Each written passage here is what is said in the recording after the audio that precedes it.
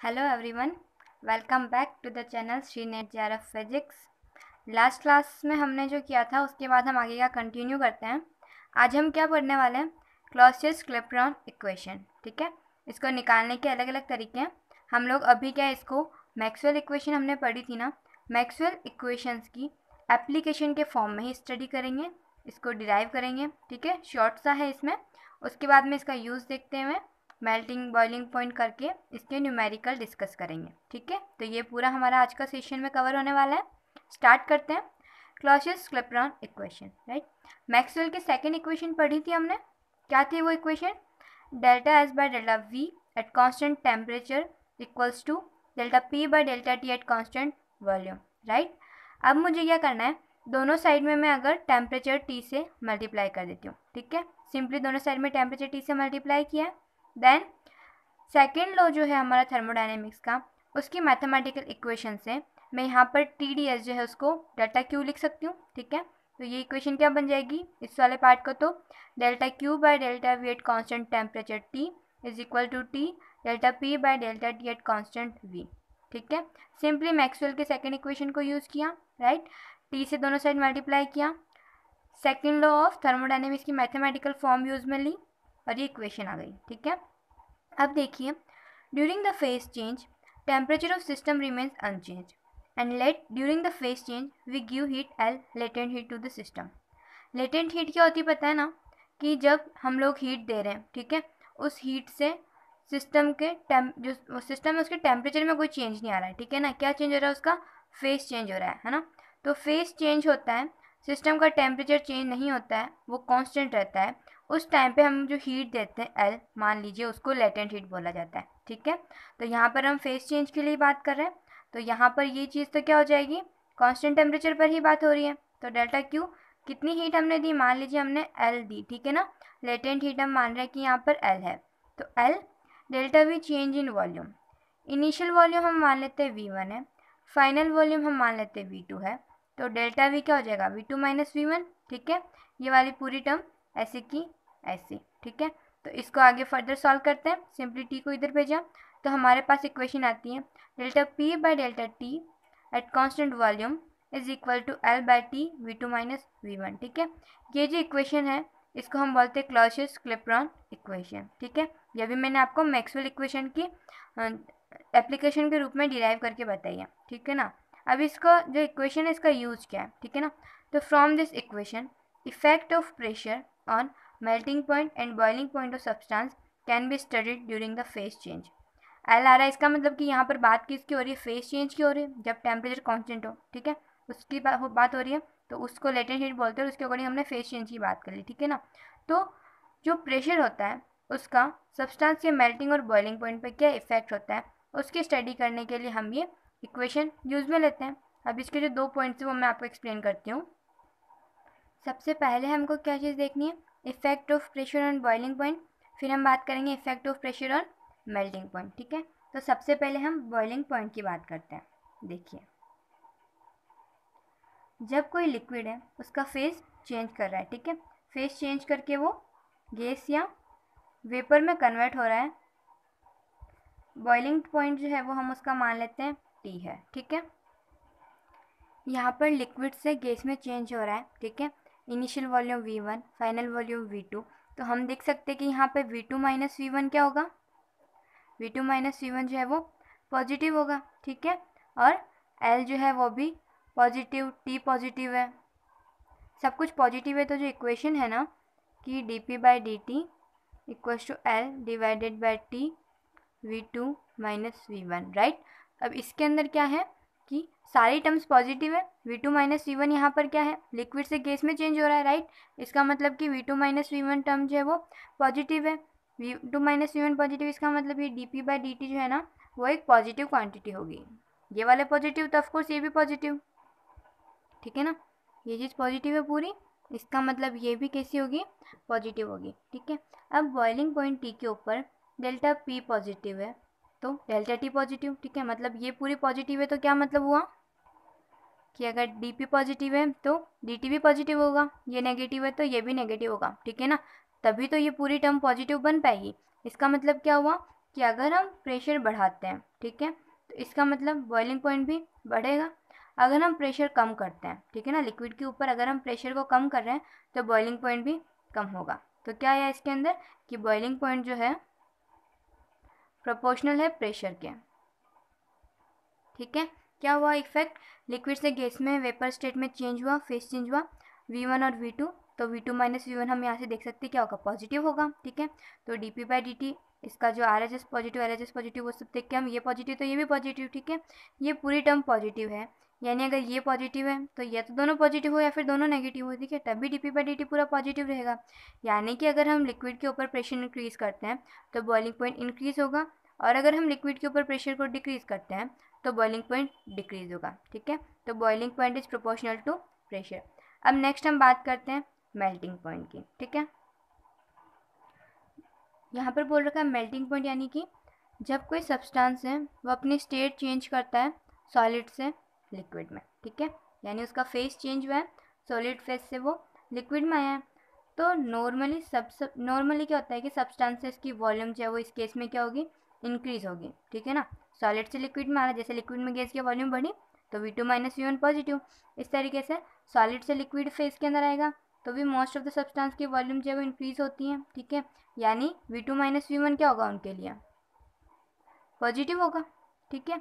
और L और T सब पॉजिटिव है, इसका मतलब क्या होगा कि वही dp/dt भी कैसा आ जाएगा, पॉजिटिव आ जाएगा, ठीक है। तो अगर हम सॉलिड्स के ऊपर प्रेशर बढ़ाते हैं तो मेल्टिंग पॉइंट बढ़ेगा, प्रेशर कम करते हैं तो मेल्टिंग पॉइंट डिक्रीज होगा, ठीक है ना। यानी मेल्टिंग पॉइंट कैसा हुआ, प्रोपोर्शनल हो गया प्रेशर के। नॉर्मली बात करें, ठीक है, सॉलिड लिक्विड में चेंज होगा तो वॉल्यूम इंक्रीज होगी तो V2 माइनस V1 पॉजिटिव आएगा। ये पॉजिटिव है तो जैसे पहले क्या था वैसे ही dp/dt पूरा पॉजिटिव, ठीक है। तो हम देखते हैं कि इस रिलेशन से समझ में आ जाएगा कि प्रेशर बढ़ाएंगे लिक्विड सॉलिड के ऊपर तो मेल्टिंग पॉइंट भी बढ़ना चाहिए, और इसको कम करें तो ये भी कम करना चाहिए। लेकिन जैसे अगर हम वाटर का केस लेते हैं ना, एक्सेप्शन है ये वाटर, ठीक है। तो अब हम इसकी बात करते हैं,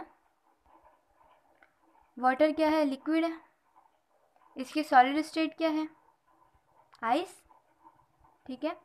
जब आइस वाटर में मेल्ट होता है, ठीक है, उस केस के अंदर हमको पता है कि इसमें एक्सेप्शन हो जाएगा क्योंकि V2 माइनस V1 अब क्या हो जाएगा, नेगेटिव हो जाएगा, ठीक है ना। इसकी प्रॉपर्टी ये हमको पता है कि यहाँ पर अब क्या होगा कि यहाँ पर सॉलिड जो है वो लिक्विड में चेंज हुआ है। नॉर्मली क्या होता है कि इसका वॉल्यूम बढ़ता है, लेकिन यहाँ पर इसका वॉल्यूम कम हो जाएगा, ठीक है ना। अब वॉल्यूम कम हो जाएगा इसका मतलब V2 माइनस V1 नेगेटिव, तो इसकी वजह से dp/dt कैसा आ जाएगा, वो भी नेगेटिव आ जाएगा, ठीक है। तो इसका मतलब कि अगर हम जो आइस है, आइस के ऊपर प्रेशर को बढ़ाते हैं, ठीक है, तो नेगेटिव इसका मतलब कि मेल्टिंग पॉइंट कम होगा, और अगर आइस के ऊपर प्रेशर को कम करते हैं तो मेल्टिंग पॉइंट बढ़ेगा। इसका मतलब यहाँ पर मेल्टिंग पॉइंट जो है वो किसकी प्रोपोर्शनल होगा, 1 डिवाइडेड बाय प्रेशर के, ठीक है ना।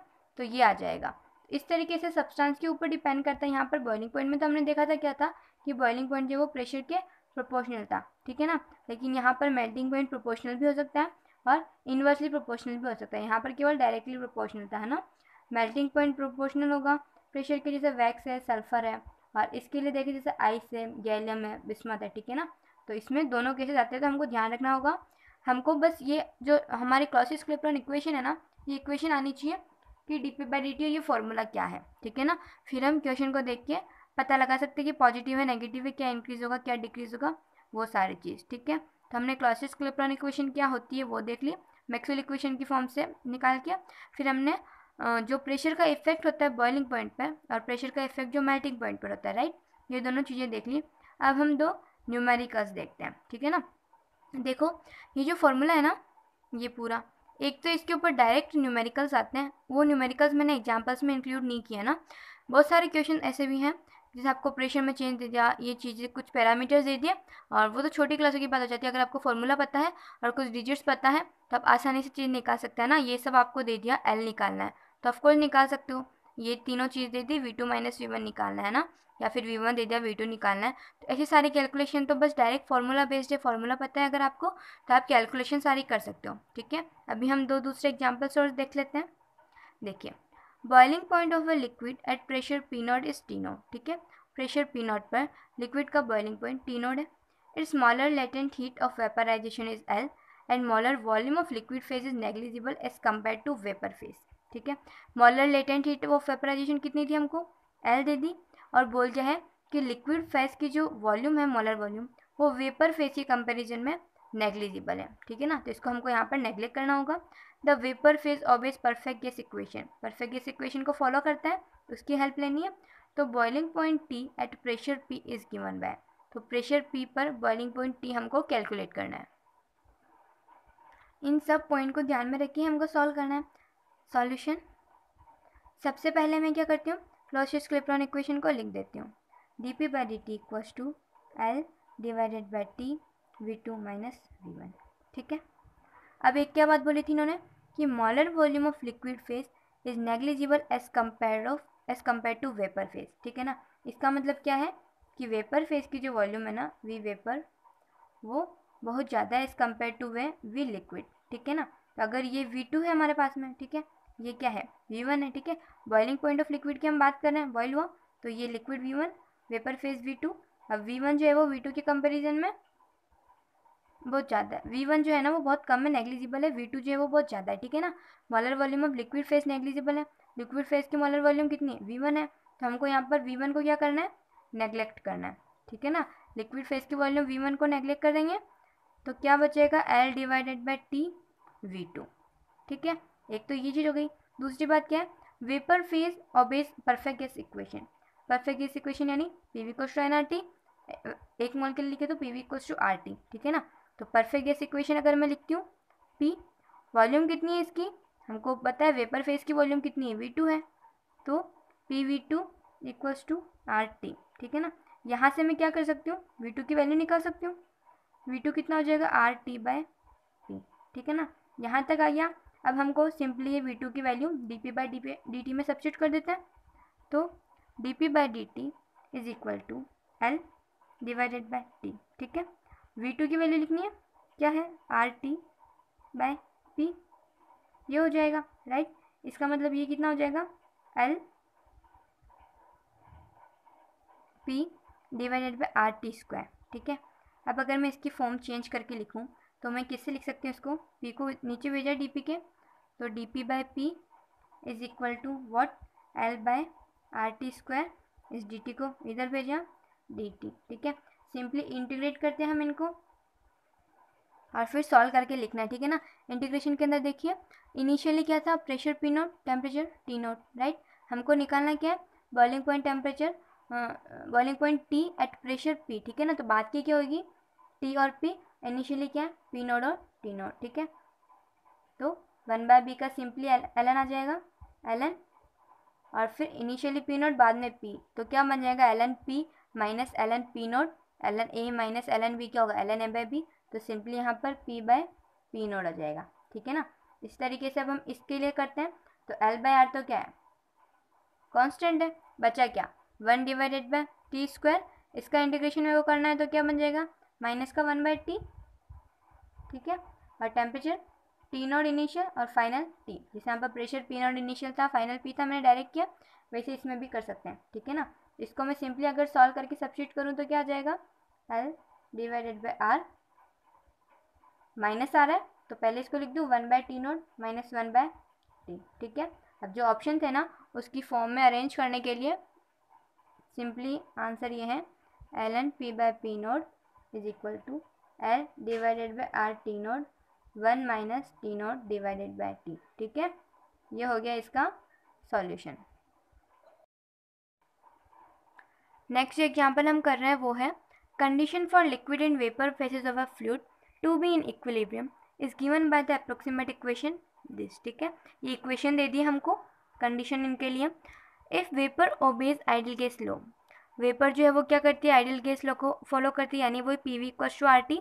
तो विच इज़ करेक्ट ग्राफ, तो इनमें से कौन सा ग्राफ करेक्ट है ना, वो हमको निकालना है, ठीक है ना। तो इसकी कैलकुलेशन करनी पड़ेगी। इक्वेशन मेन क्या थी, ये वाली थी, इसको लिख देती हूँ मैं, d P by D T equals to what, Q T divided by T V vapour, ठीक है। ये इक्वेशन, ये कंडीशन हमको इन्होंने दे रखी है। अब बोल रखा है vapour obeys ideal gas law, तो इसके लिए क्या होगा, P V equals to R T. यहाँ पर वी कौन सा है, वी वेपर ओबे करता है, ठीक है। तो यहाँ पर मैं इसको वी वेपर लिख देती हूँ, जैसे पहले की थी ना वैसे ही सेम कैलकुलेशन है। वी वेपर क्या हो जाएगा, are T divided by P, ठीक है। यहाँ पर इसको सब्स्टिट्यूट कर देती हूँ कि D P by D T किसके बराबर होगा, Q T divided by V, V vapour की जगह R T divided by T है ना, R T divided by P. Same तरीके से जैसे पहले सॉल्व किया था उसी तरीके से सॉल्व करना है। डी पी बाई पी कितना आ जाएगा, Q T divided by R, ठीक है। 1/t² डी टी, इंटीग्रेट करेंगे इनिशियल को, प्रेशर को पी नॉट, फाइनल को P, initial temperature T naught, final limit में टी लिखेंगे, सॉल्व करेंगे इसको, तो ln p by P naught is equal to Q T divided by R -1/t T naught T, ठीक है ना। सेम पहले जैसे ln p क्या हो जाएगा, ln p नॉट प्लस फिर क्या होगा, क्यू टी डिवाइडेड बाय, इनके अंदर से हम देखना है अब इनको हमको, है ना।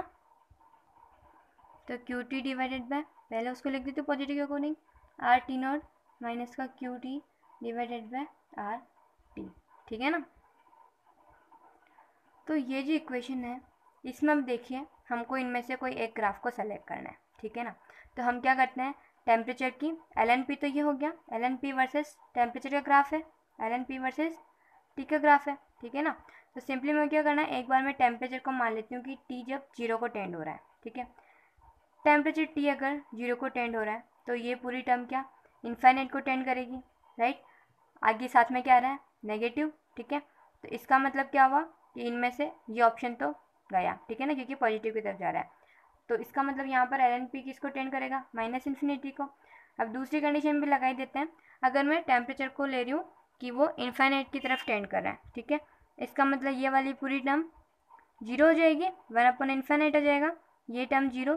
तो क्या बचेगा, L N P equals to L N P naught plus Q T divided by R T naught. ये पूरी चीज़ क्या है, एक कांस्टेंट है, ठीक है ना। तो ये कांस्टेंट हो जाएगी। तो ऐसा आप किस चीज़ के अंदर, और ये क्या पॉजिटिव चीज़ है ना, दिख रहा है हमको कि ये पूरा पॉजिटिव है। तो इस तरीके से हम देखते हैं कि ये दोनों कंडीशंस, कि जब टेम्परेचर 0 हो तो एल एन पी -इन्फिनिट की तरह जाए, और जब टेम्परेचर इन्फिनिट को टेंड करे तो एल एन पी जो है वो पॉजिटिव कांस्टेंट की टाइप हो रहा है, ठीक है ना।